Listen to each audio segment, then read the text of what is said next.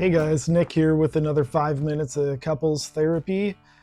So last week we talked about the 4 different attachment styles people develop that are based on things that happen in your childhood and greatly influence how you are in your adult relationships. So this week I wanted to kind of drill a little more deep into anxious attachment.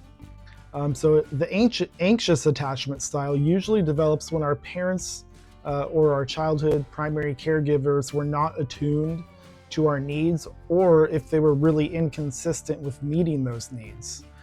People with an anxious attachment style really fear rejection, they have a low self-esteem, and they tend to be clingy in relationships.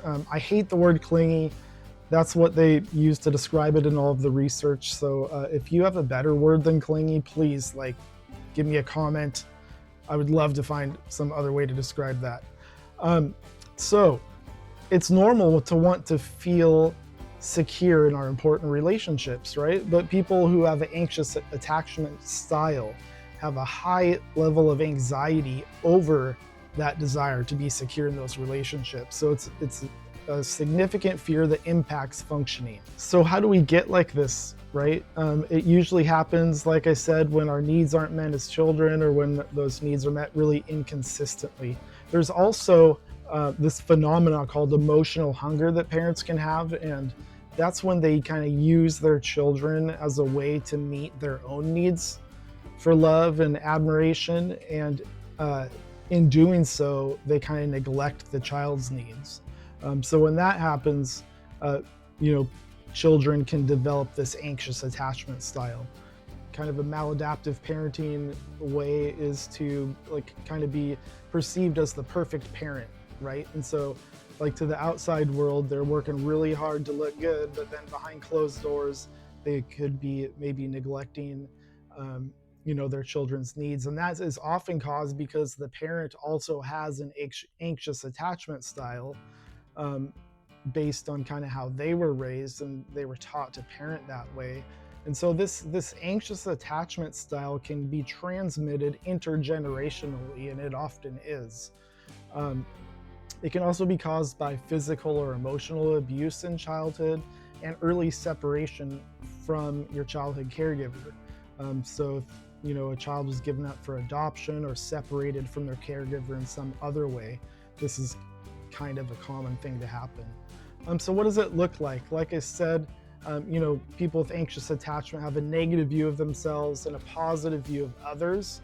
They're very insecure about their own worth in relationships, and they often are going to fall into self-pity when they perceive that they're being criticized or rejected by their partner.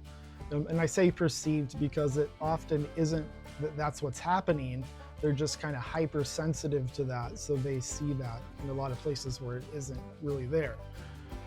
They need constant reassurance that they're loved and that they're good enough for their partner. They often experience intense episodes of jealousy or suspicion around their partner. They might have the fear of being alone. They are really emotionally dependent on other people. So they have a hard time self-soothing and regulating their own emotions, and they really look to others to provide for their own emotional stability, which can, make them look kind of unstable from the outside.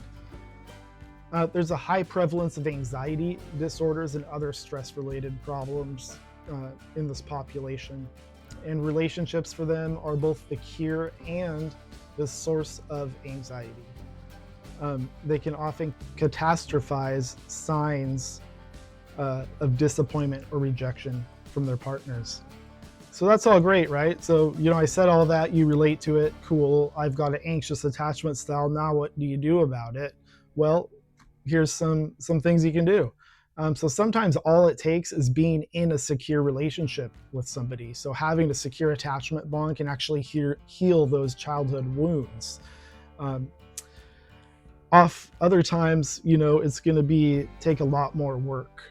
Some things to do to kind of try to heal this is to be really mindful of your behaviors and how you're being in your relationships, and focus on self-reflection. Try to explore those childhood memories that you have and link these maladaptive behaviors to your childhood, to what happened to you in your childhood. Oftentimes when we're working with trauma, our goal isn't to erase the trauma or to get rid of it, because it happened and we can't do that. The goal is to take that trauma and put it back in the past where it belongs, so that it's not impacting us in the present moment. And so resolving these past hurts so that they're not impacting us right now, it takes a lot of work, a lot of deep diving. So working with a therapist can be extremely beneficial for that. And I know that there could be some stigma around getting mental health care, but almost 70% of Americans will seek mental health care at some point in their lives. So don't worry about it, it's normal. So there's also, I'm gonna put a link to some resources here at the end of this video. There's a really cool workbook that I like called the Anxious Attachment Style Workbook. It's put on by the Attachment Project, which is another website that I really like. If you're curious kind of about what your attachment style might be, you can go to attachmentproject.com and check out, they have a free kind of test to assess and determine what your attachment style is. So that's what I got for you guys this week. You guys are all awesome. I will talk to you next week when we move on to the next attachment style. Have a good week, you guys.